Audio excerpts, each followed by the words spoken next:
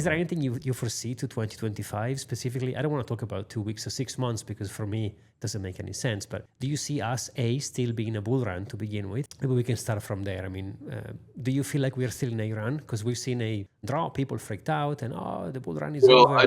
I just added about 12% to my Bitcoin holdings in volume, not dollar values, but volume. So, I mean, I think that, look, there is going to be a moment that we leave this 5-digit zip code. 5 digits is $90,000, right? 90000. That's 5 digits. We will leave the 5-digit zip code one day. Now, I was talking to my twin brother about this because now he's coming into Bitcoin and, he sees this volatility and it scares most people. And it's like, I got it.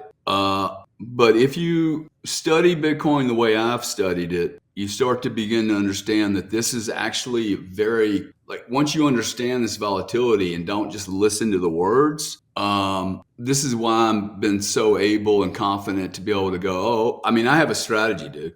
108, anything off of 108, which is that high, 20% retracement, I start buying Bitcoin. And if it retraces further than that, I start buying more Bitcoin. So 108 minus 20%, that's $21 or so. 88,000 tells me, hey, I am not going to get hurt. And how do I know that? Well, if I would have bought the tops 2 years ago at 68 or 65, let's call it 60,000, because I don't think everybody paid the very 65 top. 60,000 minus 20% is $12,000. That's 48 grand. Who wouldn't want to own $48,000 Bitcoin? Now, really, that's $20,000 cheaper than Sailor did. Okay. Now, if you had $45,000 Bitcoin, you would have watched it go to 16 and you'd have been like, wow, that was stupid. Well, you should have been buying it at 16 too. See, what people just don't understand this product yet. The way I look at Bitcoin is I don't really look at the price of the token. I look at the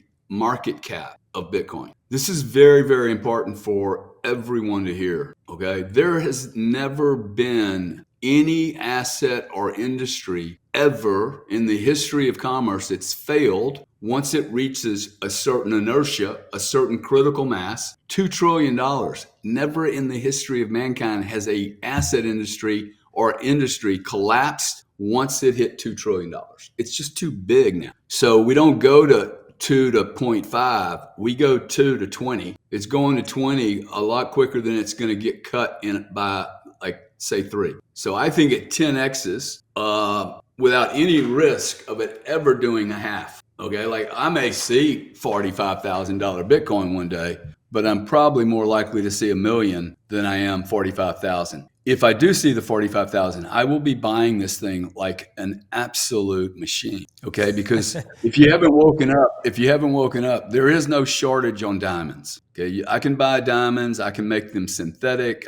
De Beers does not control Bitcoin, and I can buy as much crude oil as I want. Price on crude oil right now is $67, going down, and it will continue to go down, and it will most certainly continue to go down in terms of Bitcoin. It is getting crushed relative to Bitcoin. And the way I think about this is, we talk about inflation a lot. Everybody's talking about the price of eggs. Bro, I got to tell you, I don't have inflation.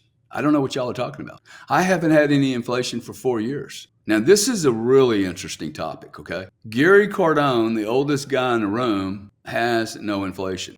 Wow, why? Because I have enough Bitcoin now. I have escaped critical gravity. Like fucking the eggs can go to $50. They're still cheaper for me than they are for you. If you convert, El Salvador taught me a lesson, dude. When they had to take the IMF deal, I started doing math on the back of an envelope going, how much Bitcoin should they have bought so they didn't have to take the IMF loan? And it was 5x more than they should have done, than they did. They bought 6,000. If they'd have bought 20 to 30,000 coins, they would have told the IMF to fuck off. Now I'm getting ready to do something where I own a private company. I'm working on owning the whole thing. And the first thing I'm going to do is drop 100 Bitcoin into the balance sheet of this company, because I think I'm going to be able to show that it can actually help a private company, not just public company. So I know I covered a lot of territory there, but the price is really less important to me. I know everybody wants to make it about price. I think all the announcements that are going to happen this weekend, I'm actually pretty excited about it because I'm seeing people understand. Look, let me just break everybody's bubble, okay? XRP, Cardano, and all these little small tokens, they are not going into the Federal Reserve budget. It's not going to happen. You guys can dream that it's going to happen. I don't hate on you, but you're not going to take a $60 billion Solana Foundation thing and make that part of the reserve. Okay, bond companies can't even invest in companies that aren't worth industries that aren't worth $1 trillion in size. Bitcoin is the only one large enough for anyone to even logically consider. Any treasury or CFO is going to be like, we're not using Solana for our damn Federal Reserve. What are you talking about? That's assuming that it actually doesn't have all types of, conflicts of interest issues. Okay, so it most certainly the BRICS is not going to put XRP on its balance sheet to protect itself against the United States fiat system. Why would it do that? It's owned by America. It's very unlikely. Yeah. Yeah. So this is a cool opportunity for America, but Bitcoin doesn't need America, but it's an awesome opportunity for America and for Americans, I think, if we really get on top of this.